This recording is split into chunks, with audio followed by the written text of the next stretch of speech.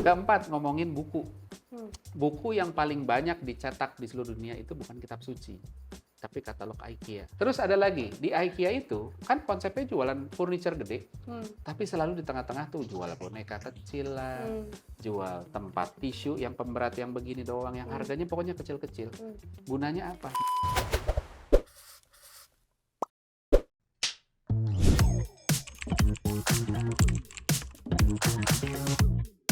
Mas, itu kan tadi semua teori which is aku mulai paham pelan-pelan.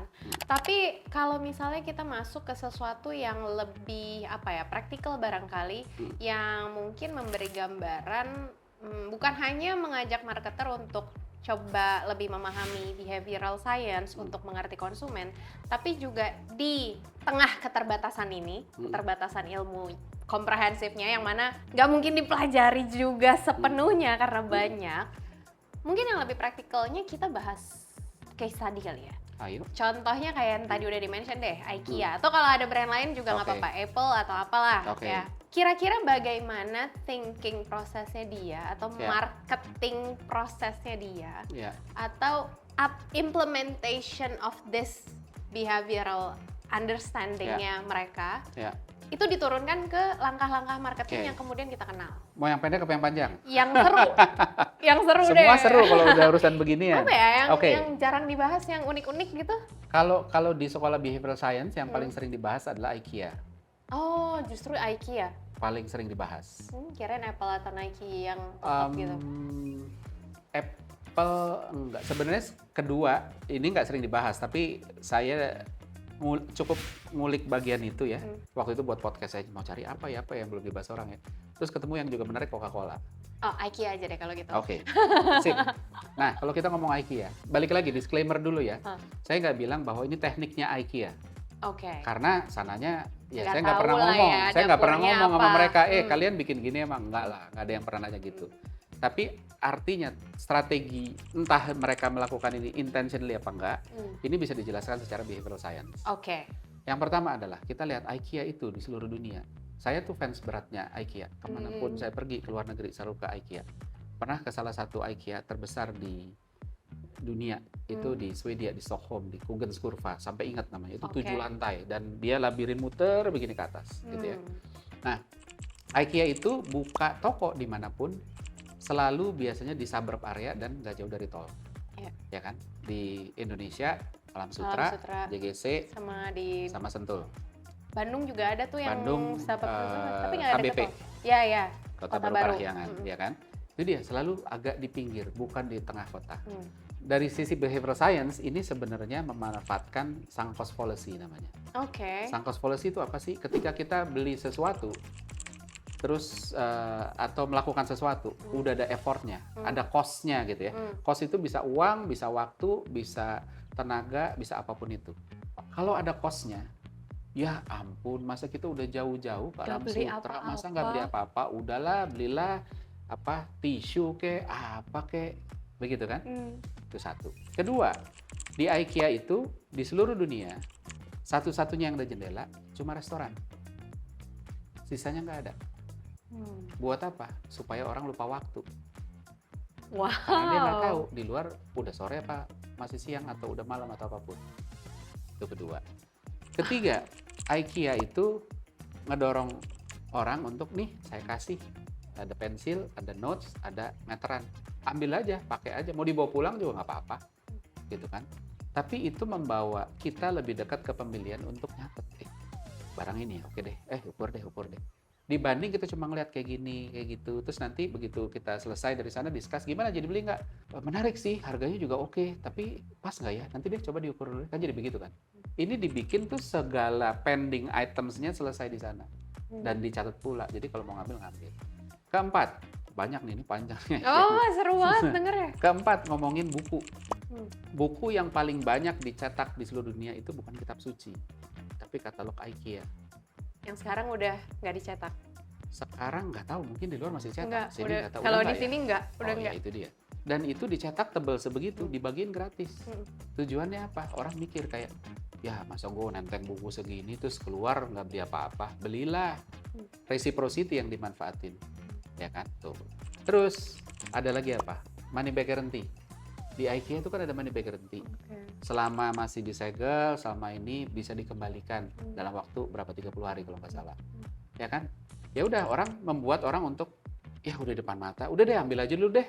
Nanti gampang lah, kalau nggak cocok kita balikin ternyata gitu ya. Udah, bawa pulang, begitu nyampe rumah. Bahkan ketika nggak cocok, orang kan malas lagi balik karena apa? Balik lagi ke tadi sangkos polusi jauh. Masa ya kita jauh-jauh lagi ke sana buat balikin? Udah deh, nggak apa-apa deh. Ntar kita simpen aja, ntar kali butuh, ntar kali siapa perlu, ntar kali bisa dipakai di mana. Itu satu. Atau bahkan ketika orang balikin, kena lagi sangkos polusi lagi. Ya udah balikin, dia mau lo terima balik, uangnya balik loh. Terus kita jauh-jauh ke sini, masa nggak beli yang lain? Ngulang lagi. Enak lah. Iya kan, kena lagi kan? Iya. Tuh. Terus ada lagi, di IKEA itu kan konsepnya jualan furniture gede, tapi selalu di tengah-tengah tuh jual boneka kecil lah, jual tempat tisu yang pemberat yang begini doang, yang harganya pokoknya kecil-kecil. Gunanya apa? Gunanya buat ngeruntuhin buying filter. Jadi sama kayak saringan ya, saringan itu jebol nggak sekaligus. Kalau kita nyaring sesuatu gitu ya, terus jebolnya tuh nggak brol langsung nggak. Jebolnya biasanya dikit dulu, robek kecil, lama-lama dia besar. Nah, buying filter kita juga sama. Mau beli, aduh sofanya bagus ya, aduh tapi berapa belas juta, nanti dulu deh gitu ya. Terus akhirnya kita kan punya apa ya, sistem gratification karena kita udah ngerasa mengalah untuk tidak membeli sofa yang belasan juta. Ya udah deh, kalau yang ini boleh apa muk deh, harganya berapa, 40.000 masukin. Jalan lagi ada boneka, anaknya minta, mama pak minta ini, kita lihat harganya, ya udah deh kalau ini boleh. Nah masuk, kalau di total mau banyak juga. Iya Dan lagi. bukan cuma banyak, tapi bahkan itu mendorong orang untuk kalau gitu sekalian aja deh, mulai ambil kursi lah, meja lah, apalah. Udah tanggung. Itu dia kan, gitu. Terus lagi. Banyak kan? Banyak. Terus lagi, IKEA itu selalu punya restoran dan restorannya selalu ditaruh di tengah. Setengah perjalanan ketemu restoran baru lanjutin setengah lagi. Dan momennya selalu setengah yang pertama dia jualan barang-barang yang heavy, sofa, meja, dipan, ya kan? Itu barang-barang yang orang nggak mungkin atau kemungkinan kecil orang ngelihat langsung, beli deh. Orang butuh diskusi dulu, duduk dulu diskusi. Nah, restoran itu somehow jadi titik di mana orang tuh kayak, jadi gimana beli nggak? Nanti lapar nih, kita makan dulu di luar, nanti kita omongin deh, kan gitu ya. Nggak usah, ada restoran di sini. Silakan makan di sini. Harganya nggak mahal, restoran IKEA itu murah loh. Kalau kita ke Alam Sutra, daripada cari restoran di Alam Sutra, lebih murah makan di IKEA. Ya kan? Setuju. Paling kalau saya berlima ya, sama anak 3 gitu ya, saya istri sama anak 3. Paling habis cuma 250.000 gitu ya. Kalau cari restoran di luar nggak dapat gitu ya. Bisa 400-500. Nah, jadi orang kayak ya udahlah di sini murah. Sekaligus ngasih kesempatan untuk jadi gimana yang tadi ambil apa enggak nih? Iya sih. Dan kenapa butuh dibikin di sana? Karena ketika kita dekat sama produknya, euforianya muncul. Gitu kan. Ketika udah jauh, ya udah toh effort untuk beli lagi nanti aja deh. Tapi ketika udah di sini, ini kalau kita balik besok ke sini lagi repot loh. Cari waktu ke sini lagi butuh nyari waktunya susah loh kan, jadi gitu kan. Jadi ya akhirnya restorannya juga berfungsi sebagai itu. Gitu. Terus terakhir. Terakhir padahal masih banyak sebenarnya masih sebetulnya. banyak. Tapi ya kita terakhir. simpen terakhir. Di IKEA itu yang terkenal adalah es krim sama hotdognya murah sekali.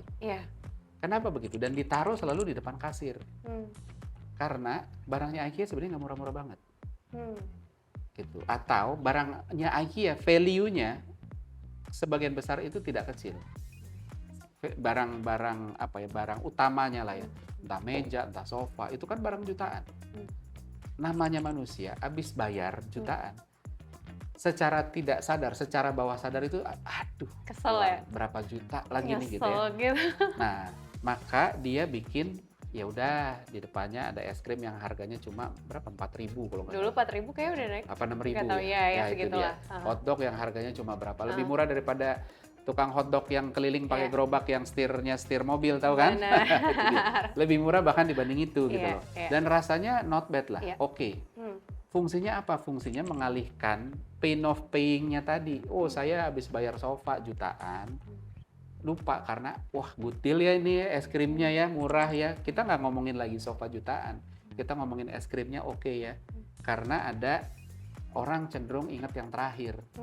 Gitu kan, gelas apa piring apa gelas gitu kan, selalu yang terakhir yang diingat, jadi memanfaatkan itu aplikasinya. Mas, aku punya follow up question. Boleh. Nah, sebetulnya kan tadi Mas Untung udah disclaimer gitu ya, udah kasih disclaimer di depan kalau ya nggak pernah dikonfirmasi nih Ya, sama ya, orang IKEA-nya. betul. Jadi kan kita menganalisis aja. Mm. Nah, berdasarkan analisis pihak eksternal ini, kira-kira kenapa mereka sampai ke, maksudnya gini, pemahaman akan konsumen yang seperti apa yang kemudian membuat mereka memilih langkah-langkah itu. Dan Ya, if I'm not mistaken, ya. itu tadi ada berapa tuh? 7, 8 Ya. turunan? Totalnya Ini 12. 12 ya yang tadi Mas? Totalnya 12. Yang tadi sebutin nggak 12. Masih ada Oke, beberapa iya. produk in context Oke. dan lain sebagainya. 12, oke. Ya tadi lah ya beberapa poin itu, aku yakin ambil satu deh, taruh suburb. Mm-mm. Kalau bukan IKEA, Iya. buka di KBP, Betul. belum tentu laku kan? Betul. Artinya kan memang ini juga tidak applicable. Nah, Betul. sehingga nyambung ke pertanyaanku yang pertama tuh. Ya, Jadinya pemahaman seperti apa dan apa ya, checklist kah? Ya. Kriteria kah? ya. Bukan indikator juga, ya checklist lah ya. Checklist seperti apa yang kemudian membuat itu semua jadi match? Ya. Strategi yang kepikiran, pemahaman konsumen seperti ini, dan kebetulan brand kita memang udah di titik ini dan memungkinkan untuk di stretch Ya. mengambil strategi ini. Nah, keberatan nggak ya ngejelasin itu? Jelasin kenapa di fase apa orang bisa jalanin itu gitu ya? Di fase apa orang bisa jalanin itu Oke. dan pemahamannya juga. Misalnya emang Oke. konsumen IKEA yang mereka baca itu konsumen yang seperti apa Ya. sehingga mereka memilih strategi Ya. itu gitu. Sebenarnya gini, jawaban finalnya nggak pernah ada karena Oke. balik lagi marketing is a contextual science Oke. dan konteksnya itu bisa beragam banget. Oke. Jadi kalau ngomong di fase apa, apakah ketika saya bilang di fase ketika brand equity score-nya udah 55 gitu ya? Nggak dong. Apa terus kalau 39 nggak bisa? Bisa Iya, aja iya, gitu iya. kan? Karena banyak variabelnya, satu kompetisinya, satu ya macam-macam Nah, berarti- momentum ini itu. Tapi Konteksnya IKEA adalah iya, tapi begini, kalau kita ngomongin IKEA, satu IKEA itu dia memposisikan dirinya kan sebenarnya furniture store, Iya. tapi dia mengemas tidak sebagai furniture store. hmm, Jadi visinya dan brand purpose-nya IKEA itu kan adalah family something gitu bukan. ya, bukan. Everyday's life better kalau nggak salah, tentang begitulah.